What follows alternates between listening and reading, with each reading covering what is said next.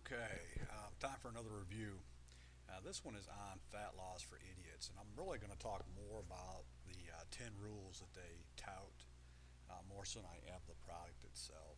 I can tell you that I have firsthand experience with somebody who's used this particular diet, and they didn't get the 9 pounds in 11 days. I believe they got, or she got 8 pounds in 11 days. There are plenty of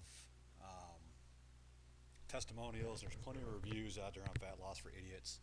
I think the overwhelming majority of them have been positive from what I can tell, our research that we've looked at. So I kind of want to get into a little bit and tell you a little bit more about what the diet is all about. Okay, Fat Loss for Idiot uses 10 simple rules to help you lose weight. And I'm going to briefly go over them. We don't have time to go over them in great detail. But rule number one is manipulating calories, and I'm not going to read the page to you, but basically what they're talking about is rotating the different types of calories. You've got protein, carbohydrates, and fats.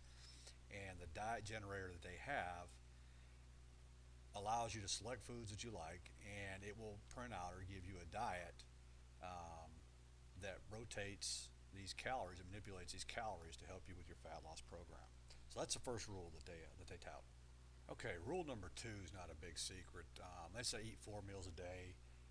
It's been my experience that eating 5 meals is actually probably better for you. But get away from like a lot of people dieting. They may eat once or twice a day. Really, it's better for you to eat multiple times a day. And there's been extensive research on keeping your blood sugar levels at a good level instead of having everything bouncing up and down in there. So, this here, though it's one of their rules, it's not a new rule. It is one that we need to be reminded of, though. Rule number three is prepare your meals at home, and if you have to, take them with you. And I can tell you from my point, I carry my meals with me and everything that I eat. And it's not because I don't want to eat out. I do. It's just the portions that you receive in the restaurants are typically a lot more than what you should be eating. If you prepare it at home, you already have it. When you go there, you're not tempted to overeat. Plus, it will keep you on the particular form of calories that you're supposed to be eating. So, rule number three is prepare your meals at home. Rule number four centers around rotating your foods, and it's also kind of part of the calorie shifting.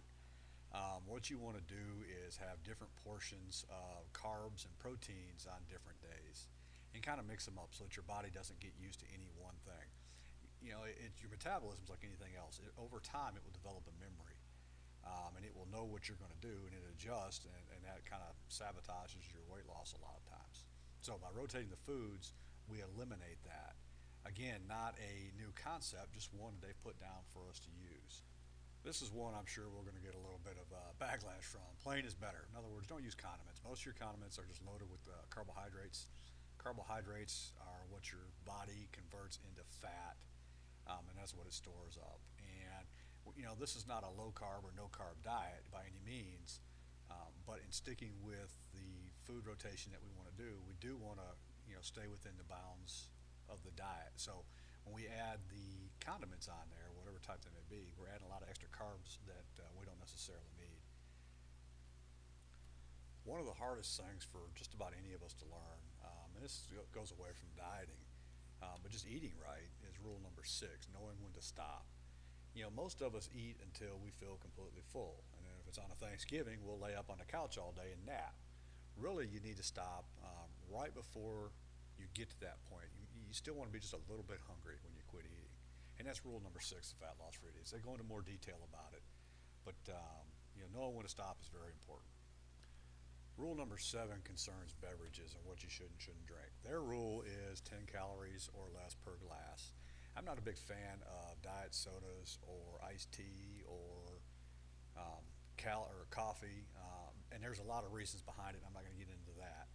But for weight loss, a lot of the fruit juices that everybody touts that we should be drinking, they have a lot more calories than 10. You're better off to stay away from those in the beginning.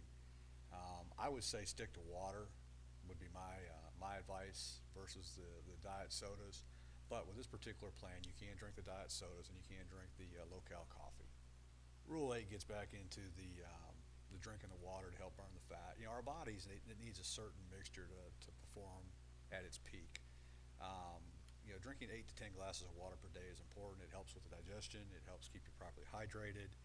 And it will also help make you feel a little bit full, which helps with the overeating.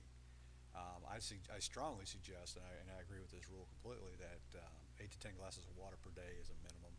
It wouldn't hurt if you drank a little bit more. Okay, the folks at Weight Loss for Idiots, or Fat Loss for Idiots, excuse me, it used to be called Weight Loss for Idiots, stress that walking is not part of their diet program, but they do say that as a secondary, or as a secondary part of their diet program, it would not hurt to walk, 30 minutes a day. They say 2 sessions of 30 minutes, but if you get out and exercise, just mild exercise of walking, 30 minutes a day, or 30 minutes every other day, it's certainly going to aid in your weight loss, and it will aid in your cardiovascular workout as well. They say that, and they stress that you don't need it for the first part of the diet, but I would strongly suggest, if you can find it in your time, to get out and just walk 30 minutes every day. And the last rule is stop looking for fat-free foods, and start kind of avoiding everything that's sweet. We get into fat-free, but a lot of this fat-free stuff is loaded with sugars.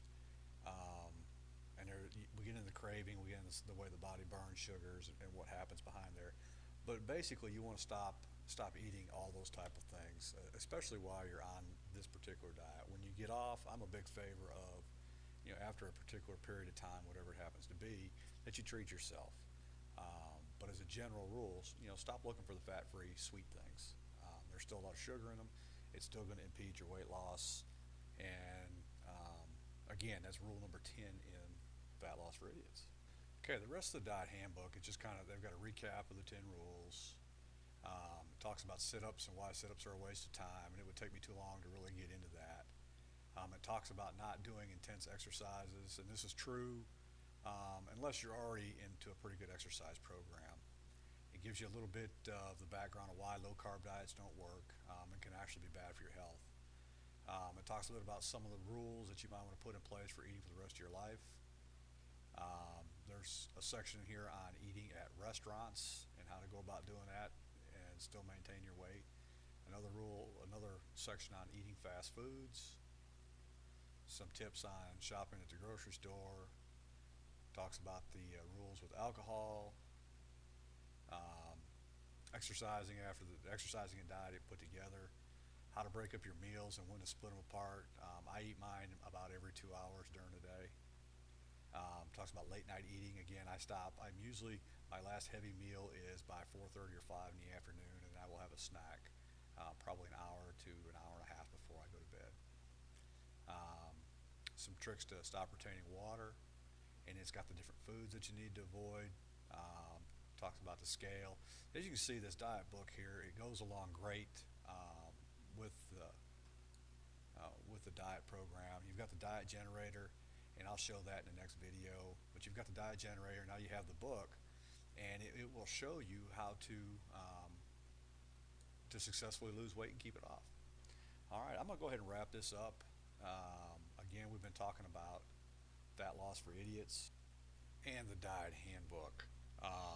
If you have any questions, please feel free to email them to the ultimateweightlosscenter.com, and those folks over there will be happy to try and get you an answer.